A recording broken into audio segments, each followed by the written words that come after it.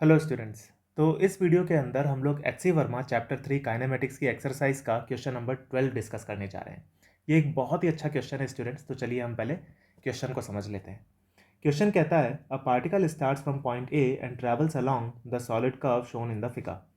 Find approximately the position B of the particle such that the average velocity between positions A and B has the same direction as the instantaneous velocity at point B. तो मेरी हर बार की तरह recommendation यही है students कि आप एक बार video को पॉज करके एक बार खुद से क्वेश्चन को ट्राई कर लीजिए, फिर उसके बाद में आप मेरे सॉल्यूशन को देखिए। तो चलिए हम सॉल्व करते हैं।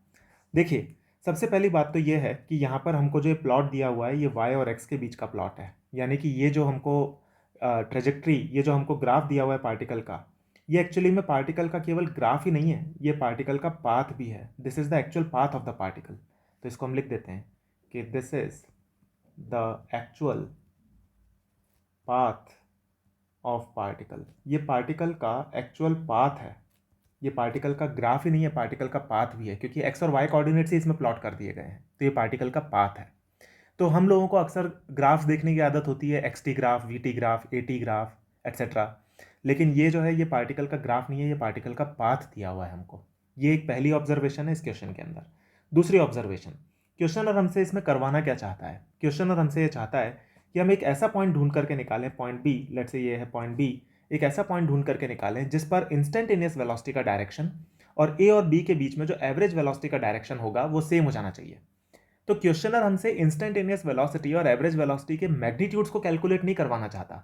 क्वेश्चनर हमसे बस ये चाहता है कि हम बी पॉइंट एक ऐसा चुन करके निकालें जिस पर इंस्टेंटेनियस वेलोसिटी का डायरेक्शन और ए और बी के बीच में जो एवरेज वेलोसिटी का डायरेक्शन आएगा वो दोनों डायरेक्शन बराबर हो जाए। मैग्नीट्यूड से क्वेश्चनर को कोई मतलब नहीं है। ठीक है, तो ये हमने कुछ इंपॉर्टेंट ऑब्जर्वेशंस इस क्वेश्चन के बारे में ले ली। अब हम इस क्वेश्चन को सॉल्व करते हैं। तो देखिए, सबसे पहले तो ये क्वेश्चन खड़ा होता है कि इस तरीके के प्लॉट में, इस तरीके के ग्राफ में हम लोग पार्टिकल की इंस्टेंटेनियस वेलोसिटी का डायरेक्शन कैसे निकालेंगे और पार्टिकल की एवरेज वेलोसिटी का डायरेक्शन कैसे निकालेंगे, क्योंकि हमें इन्हीं दोनों को इक्वेट करना है। तो मान लेते हैं कि पॉइंट बी हमने यहाँ पे कंसिडर कर लिया। तो अगर पॉइंट बी यहाँ पे है तो इस पॉइंट पर इंस्टेंटेनियस वेलोसिटी का डायरेक्शन कैसे आएगा? इंस्टेंटेनियस वेलोसिटी का जो डायरेक्शन होगा वो तो हमेशा पाथ के टेंजेंशियल ही होगा। तो पार्टिकल की इंस्टेंटेनियस वेलोसिटी का direction simply tangential to the path आ जाएगा। इसी चीज़ को मैंने यहाँ पे लिख रखा है पॉइंट नंबर 1 में कि instantaneous velocity is always tangential to the path. तो ये तो हमने इंस्टेंटेनियस वेलोसिटी को समझ लिया। अब दूसरा क्वेश्चन खड़ा होता है कि एवरेज वेलोसिटी का हम डायरेक्शन कैसे निकालेंगे। तो देखिए, एवरेज वेलोसिटी का फॉर्मूला क्या होता है? एवरेज वेलोसिटी का फॉर्मूला होता है पोजीशन वेक्टर का change divided by time, R2 vector minus R1 vector divided by total time, या फिर displacement vector divided by total time. ये होता है वेलोसिटी, एवरेज वेलोसिटी का फॉर्मूला। अब एवरेज वेलोसिटी का डायरेक्शन वही होगा जो कि डिस्प्लेसमेंट का डायरेक्शन होगा। तो अगर पार्टिकल ए से बी तक जा रहा है और ये हमको एक्स और वाई के बीच का ही अगर प्लॉट दिया हुआ है, तो ए बी जो ए और बी के बीच में जो डिस्प्लेसमेंट वेक्टर होगा वो कौन सा होगा? यही हो जाएगा डिस्प्लेसमेंट वेक्टर।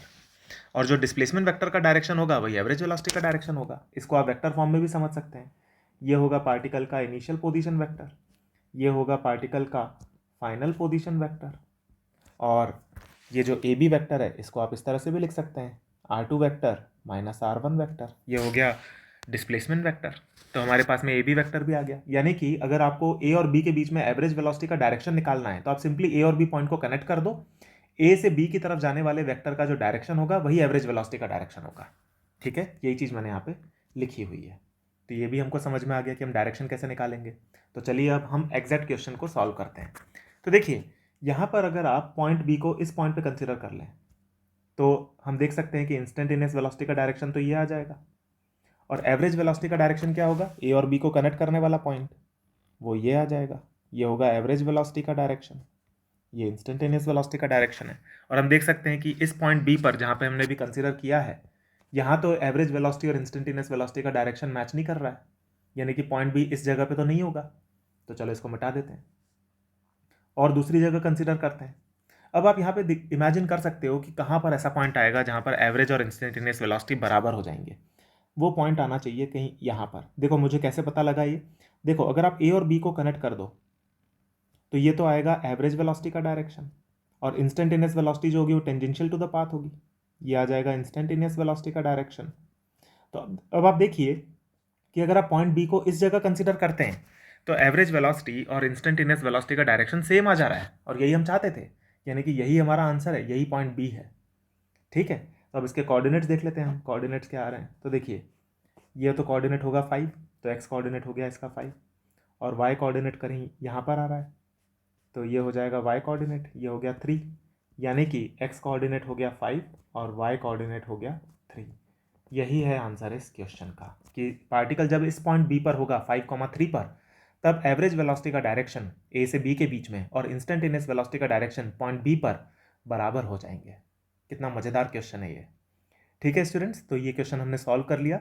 इसी तरीके के और कई सारे क्वेश्चंस और कई सारे कंसेप्ट्स के साथ में हम लोग मिलेंगे आने वाले वीडियोस में। Thank you.